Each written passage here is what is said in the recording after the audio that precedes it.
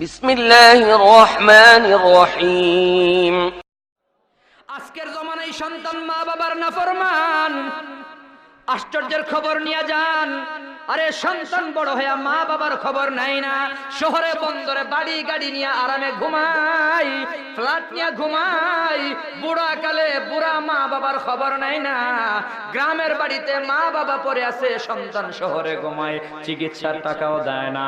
কত সন্তান বিয়ের পর্ব বাচ্চা নিয়া এমন ভাবে মিশে গেছে, ডুবে গেছে, আপন মা বাবা যে আছে তার মনে নাই। আমি বাস্তব ঘটনা শোনাই।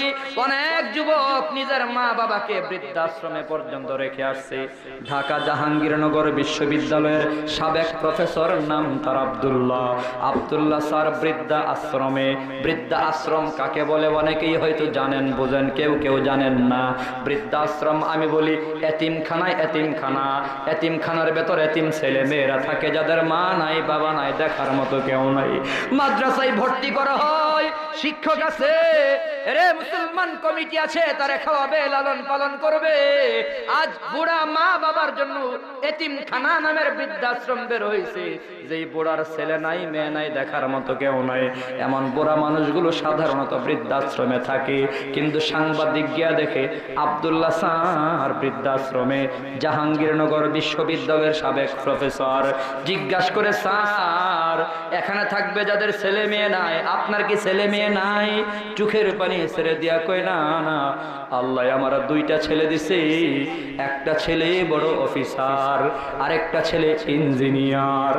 অফিসার হওয়ার পরেও, ইঞ্জিনিয়ার হওয়ার পরেও আমি বৃদ্ধাশ্রমে কেন?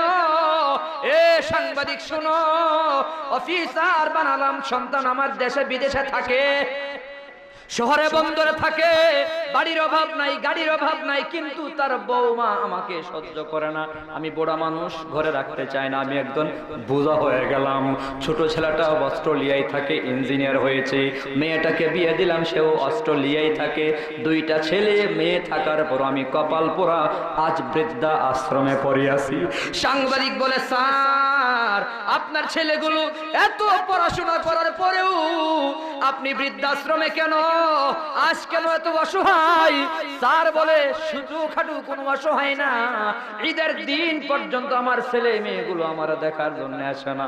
কত ঈদের দিন জানালা দিয়া তাকায় রয়েছি, কত বাবার সন্তান আসছে, আমার ছেলেরা আসে নাই। এরে মুসলমান কেন? সাংবাদিক প্রশ্ন করে, স্যার আপনার ছেলেরা আসে নাই কেন? কই, আমি আমার ছেলেরা পড়াইছি, তবে মানুষ বানাতে পারি নাই। এজন্যই আমি বলি, শিক্ষিত হইলেই মানুষ হয় না। কারণ বর্তমান বাংলাদেশে অনেক শিক্ষিত জানোয়ারের অভাব নাই, বরং আমি উল্টা দেখেছি, বকলম, নাম লিখতে পারে না, জাহেল, মূর্খ, এরাও মা বাবার সাথে এত খারাপ ব্যবহার করে না।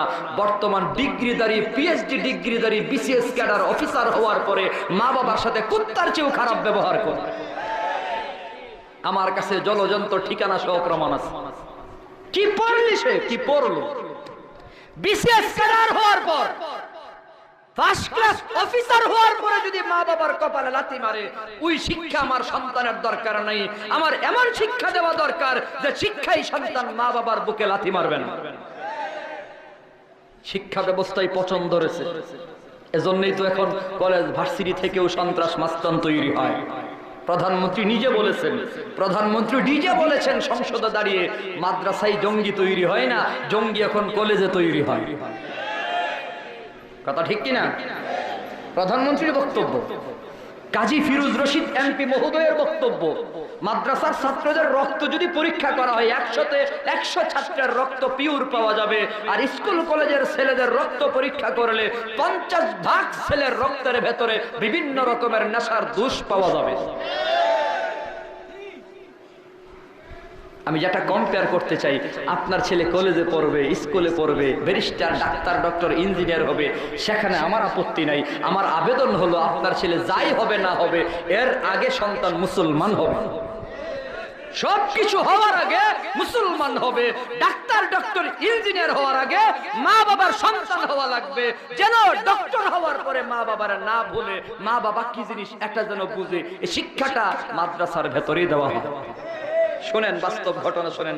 আব্দুল্লাহ স্যারকে প্রশ্ন করে সাংবাদিক, স্যার আপনি এতদিন গবেষণা করে কি পেয়েছেন? আপনার ছেলেগুলো এত শিক্ষিত হওয়ার পরও আপনার খবর নেই না কেন? স্যারে জবাব দিয়েছে, আমার ছেলেগুলোকে শিক্ষিত বানিয়েছি, বাকি মানুষ বানাইতে পারি নাই। কি বানাইতে পারি নাই?